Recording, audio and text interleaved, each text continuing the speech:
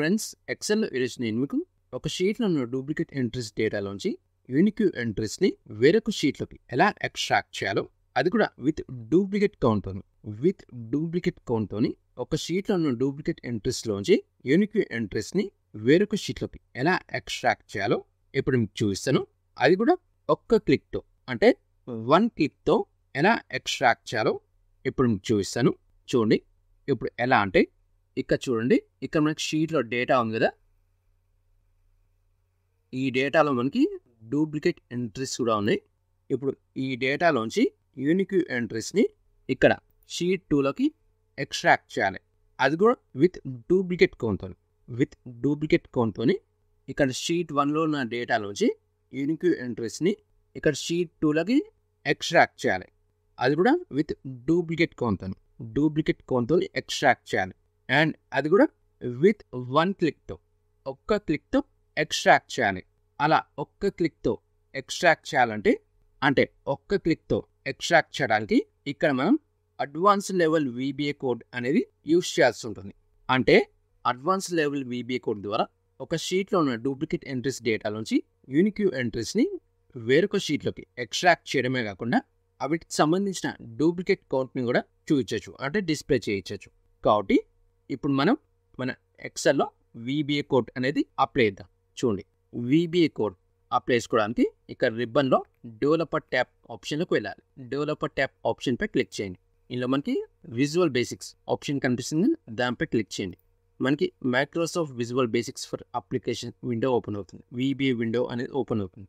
ఇక్కడ VBA code apply చేసుకోవడానికి ఇక్కడ దిస్ వర్క్పై రైట్ క్లిక్ ఇవ్వండి.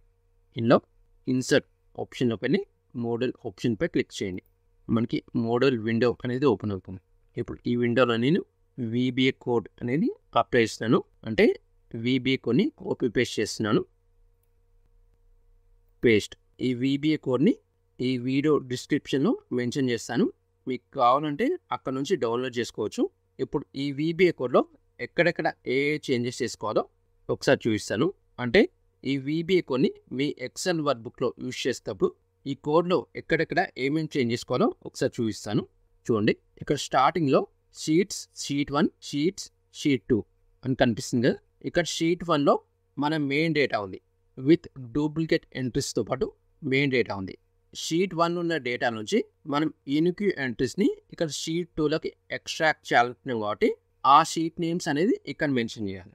అంటే ఇక్కడ షీట్ 1 ప్లేస్లో ఏ షీట్లో అయితే మెయిన్ డేటా ఉందో, అంటే డూప్లికేట్ ఎంట్రీస్కి సంబంధించిన డేటా ఉందో, ఆ షీట్ నేమ్ ఇక్కడ షీట్ 1 ప్లేస్లో మెన్షన్ చేయాలి. షీట్ 1లోంచి ఏ షీట్లోకి అయితే యూనిక్ ఎంట్రీస్ని ఎక్స్ట్రాక్ట్ చేయాలనుకున్నామో ఆ షీట్ నేమ్ ఇక్కడ షీట్ 2 ప్లేస్లో మెన్షన్ చేయాలి.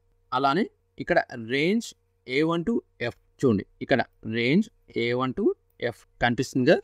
ఇక్కడ మన డేటా ఏ రేంజ్ నుంచి ఏ రేంజ్ వరకు ఉందో ఆ రేంజ్ అనేది మెన్షన్ చేయాలి. అంటే మన డేటా అనేది ఏ కాలం రేంజ్ నుంచి ఏ కాలం రేంజ్ వరకు ఉందో ఆ రేంజ్ ఇక్కడ మెన్షన్ చేయాలి. ఇక్కడ నేను డేటా అనేది A column to F column range వరకు తీసుకున్నాను కాబట్టి A1 to F అని ఇచ్చాను. అలానే ఇక్కడ కోడ్లో ఇక్కడ మనకి డూప్లికేట్ కౌంట్ అనే టెక్స్ట్ మెసేజ్ కనిపిస్తుంది. డూప్లికేట్ కౌంట్ ఏంటంటే, మనం ఏ షీట్లోకి అయితే యూనిక్ ఎంట్రీస్ని ఎక్స్ట్రాక్ట్ చేస్తామో, యూనిక్ ఎంట్రీస్ని ఎక్స్ట్రాక్ట్ చేశాక ఆ షీట్లో డేటాతో పాటు ఒక సపరేట్ కాలం అనేది క్రియేట్ అవుతుంది. డూప్లికేట్ కౌంట్ అనే నేమ్తో ఒక కాలం అనేది క్రియేట్ అవుతుంది. క్రియేట్ అయ్యి ఆ డేటాకి సంబంధించిన డూప్లికేట్ కౌంట్ అనేది ఆ కాలంలో డిస్ప్లే అవుతుంది. అలానే ఇక్కడ మనకి y data, 2 = 1 అని చూసింది కదా. ఇక్కడ 1ని రిమూవ్ చేసి 0 ఇచ్చామంటే అప్పుడు ఆ డేటాకి సంబంధించిన డూప్లికేట్ కౌంట్ మాత్రమే కౌంట్ చేసి చూపిస్తుంది. అదే మనం 0ని రిమూవ్ చేసి 1 ఇచ్చామంటే అప్పుడు ఆ డేటాలో డూప్లికేట్ కౌంట్తో పాటు ఫస్ట్ ఎంట్రీని కూడా కౌంట్లో చూపిస్తుంది.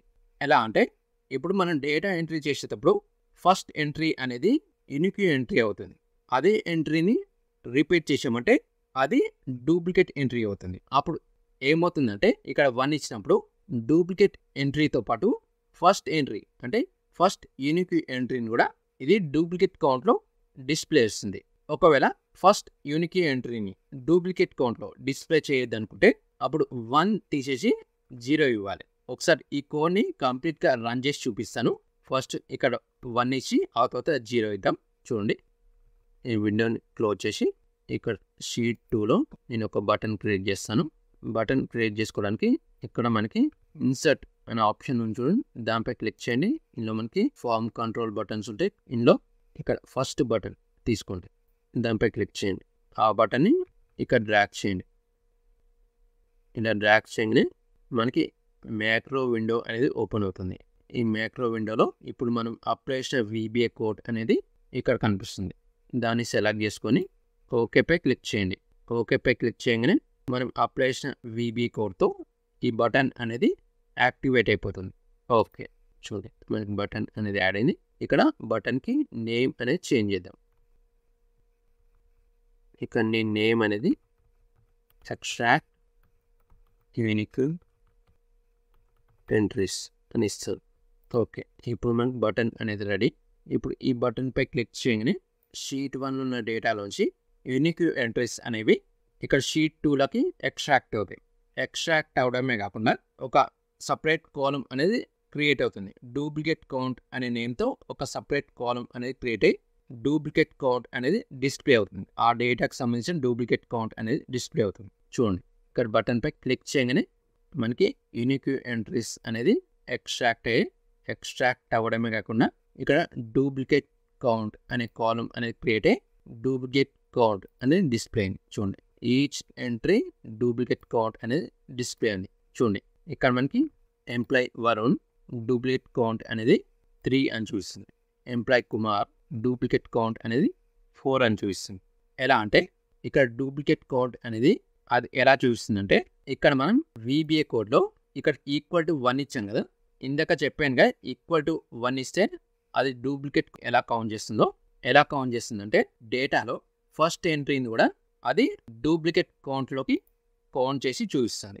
ఎలా అంటే ఇప్పుడు మనం డేటా ఎంట్రీ చేసేటప్పుడు ఇక్కడ ఎంప్లాయ్ వరుణ్కి సంబంధించిన డేటాని ఫస్ట్ ఎంట్రీ చేసాం. అప్పుడు ఆ ఎంట్రీ అనేది యూనిక్ ఎంట్రీ అవుతుంది. అదే ఎంట్రీని మళ్ళా రిపీట్ చేసినప్పుడు అది డూప్లికేట్ ఎంట్రీ అవుతుంది. అప్పుడు ఆ ఎంట్రీ అనేది డూప్లికేట్ కౌంట్ అవుతుంది. కాబట్టి ఇక్కడ డూప్లికేట్ కౌంట్ అనేది ఎలా తీసిందంటే డూప్లికేట్ ఎంట్రీతో పాటు ఫస్ట్ ఎంట్రీ అంటే ఫస్ట్ యూనిక్ ఎంట్రీని కూడా డూప్లికేట్ కౌంట్లోకి తీసుకుంది. కాబట్టి డూప్లికేట్ కౌంట్ అనేది ఇలా డిస్ప్లే అయింది.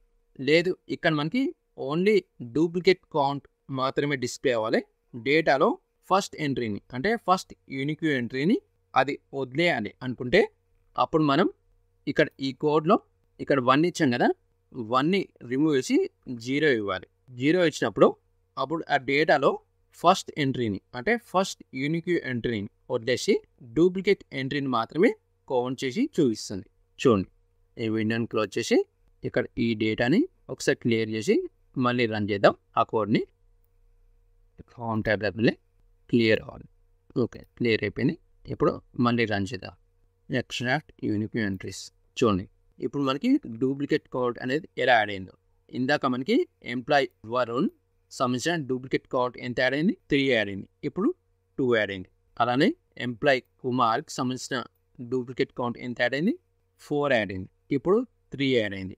ఎలా అంటే ఇప్పుడు ఓన్లీ డూప్లికేట్ మాత్రమే కౌంట్ చేసి చూపిస్తుంది. అంటే ఆ డేటాలో ఫస్ట్ ఎంట్రీ అనేది యూనిక్ ఎంట్రీ అవుతుంది కాబట్టి ఫస్ట్ ఎంట్రీని వదిలేసి ఓన్లీ డూప్లికేట్ ఎంట్రీని మాత్రమే కౌంట్ చేసి చూపిస్తుంది. ఇలా మనకి ఈ VBA కోడ్ అనేది కంప్లీట్గా ఇలా వర్క్ చేస్తుంది. ఇలా మనం ఎక్సెల్లో అడ్వాన్స్ లెవెల్ VBA కోడ్ని యూజ్ చేసి ఒక షీట్లో ఉన్న డూప్లికేట్ ఎంట్రీస్ డేటా నుంచి యూనిక్ ఎంట్రీస్ని వేరొక షీట్లోకి ఎక్స్ట్రాక్ట్ చేయడమే కాకుండా ఆ డేటాకి సంబంధించిన డూప్లికేట్ కౌంట్ కూడా చూపించవచ్చు, అంటే డిస్ప్లే చేయించవచ్చు.